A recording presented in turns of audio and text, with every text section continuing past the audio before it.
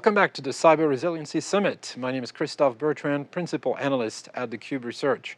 I am joined today by Rob Strechay, Managing Director at theCUBE Research. Rob, great to have you here for this sort of wrap-up segment. I mean, it's been a great summit. What are your thoughts?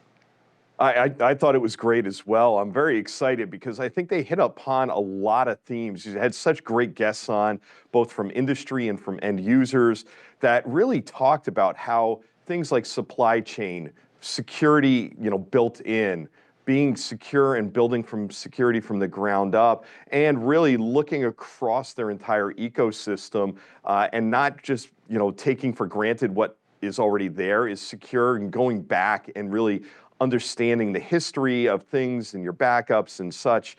I loved the whole themes that were going on throughout this entire thing about, really it's not just about making copies, but it was about, hey, how do you really approach cyber resilience in its totality, not just in point products? And I thought that was the great part of this.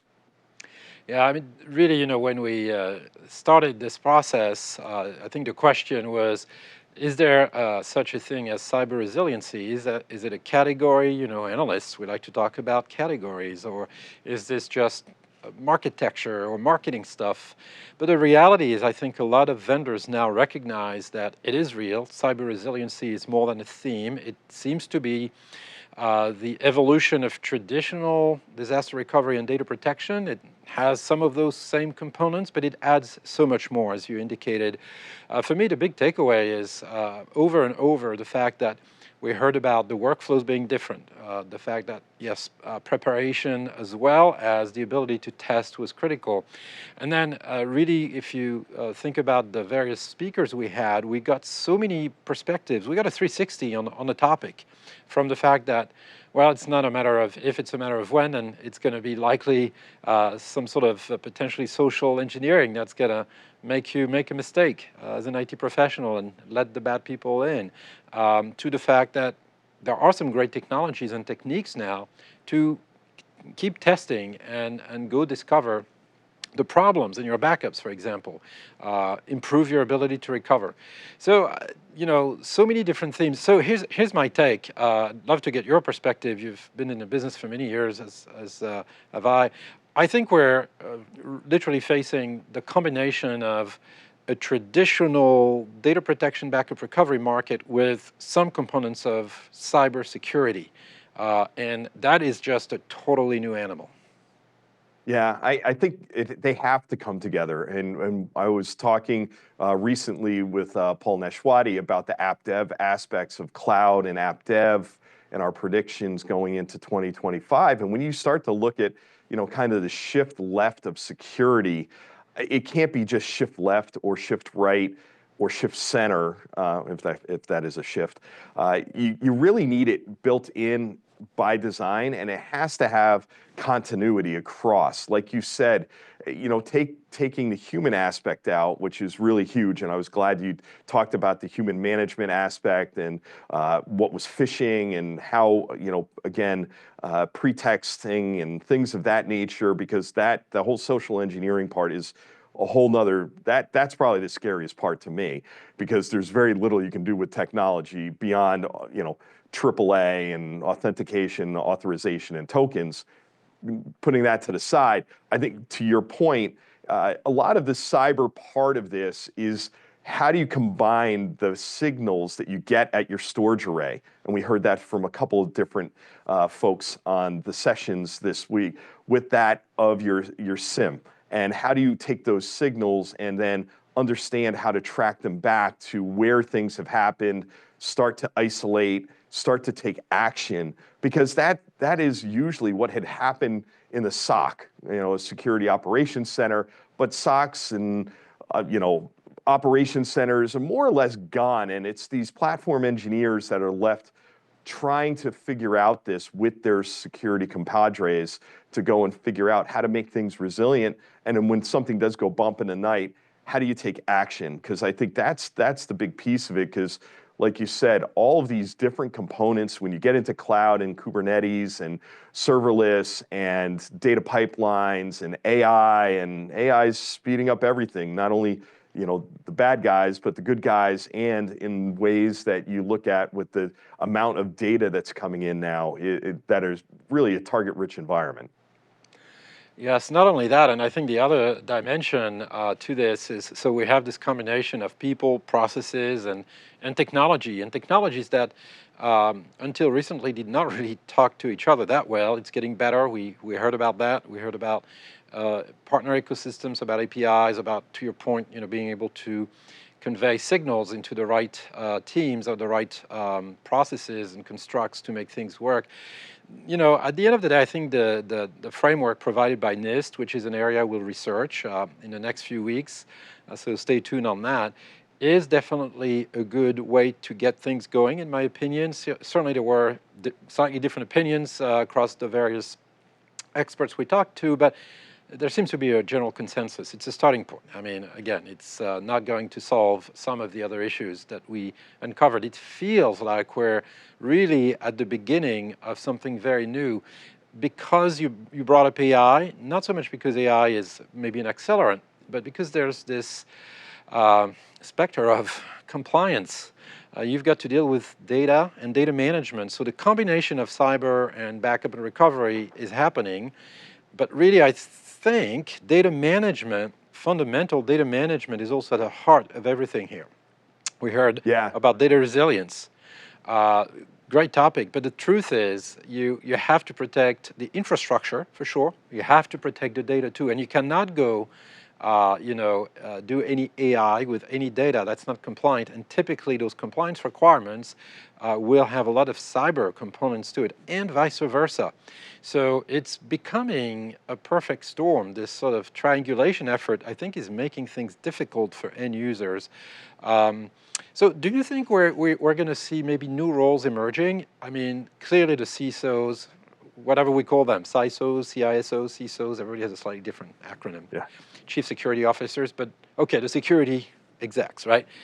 Do you think they're going to become the kind of the new big boss? Oh, I thought that a few years back when ransomware started hitting, and like you said, we've both been in this industry and selling product into this space. I've also been on the other side where I owned disaster recovery and all of the storage for a financial services company. And I can tell you that, it has to be a partnership. It's just too broad. And I think that there's, the CISO is going to have a seat at the table. I want to see, and every year, desktop or tabletop types of scenarios are dealt with, and everybody's brought in, and what happens when we get hit with ransomware, and what are our actions. And I think those are not being done enough. And I think to a lot of the people who talked on the summit here, this is a board level issue. Cyber resilience is absolutely not just an IT issue. It's not a CISO issue. It's not a CIO issue. It is a board level issue, and it could cost the company. I mean, if you think about where the data is stored, what data you have stored, that becomes, it's your intellectual property. I mean, we were talking about this in the spectrum of AI, where JP Morgan has zettabytes of data, and a lot of it's proprietary customer PII and a lot of that type of stuff. And when you start to look at them, and when they're using AI and training models internally on AI, for their AI, to go and help their customers either be quicker, better, faster at their trades and execution, gain money, gain resource, you start to look at these types of things, and those then become targets. And I liked one of the comments was, protect the protector, because when you start to look at this, there's got to be a layered approach to this. And I don't think any one person can understand all of the technologies and all of the methods for doing the protection. Some of it's going to be built in down at the disk level of the disk arrays and in the controllers and in the software. And then some of it's going to be, sidecars to that help really optimize that and index it and really, secure it and back it up and move it. And then you got the offline stuff as well. It's got to be an entire strategy. So I look at it as, architects that can work across and work together across these different environments are going to be required, because especially with AI and these newfangled cloud-based or cloud-native applications that may live on-premise on a cloud operating system, an operating model on-premise, or in a hyperscale cloud, or in a co-location facility, it's going to become more and more important to understand the full breadth of, from that hyperscaler back to your colo, back to maybe even a mainframe, a database on a mainframe, how that operates and how all of the different parts. Because to your point on regulation, just the EU AI Act of last year really, has a whole, critical, high, medium, and low threats from an AI perspective and what you really have to do. And a lot of that is going to impact developers and traditional IT, and it's going to take both sides. It's why I kind of look at platform engineering seems to be the natural place for this to land longer term as a persona. But I'm interested to see how it changes, because I think AI is going to change it over the course of 2025. Right. I think it's interesting to talk about AI in this sort of like two phases, right? There's AI as a tool, right? It makes things more automated, better, faster, may help you better protect and recover from an attack, but it's also a tool that's used by the attackers. So I'm curious to see what happens in terms of, is there going to be some sort of equilibrium there, or are we going to see one side being smarter than the other and making better use of AI? And then there's the AI infrastructure that's being built. I think it's still early stages and people are struggling to see ROI in their implementations. We've heard that across the board, but certainly we had some conversations on this topic where there are some areas that are easier to get ROI out of. And I don't want to get into a whole discussion around agents and processes and agentic AI, and I think we'll leave that to another summit, to some of our colleagues. But I do think that's going to become a new source of attack or potential for attackers. So, okay, I'm looking at the negative aspects for sure, but the truth is, if it has value for the business, to your earlier point about the board being involved, and this being a business issue, if it has value for the business, it has value for the attackers of the business.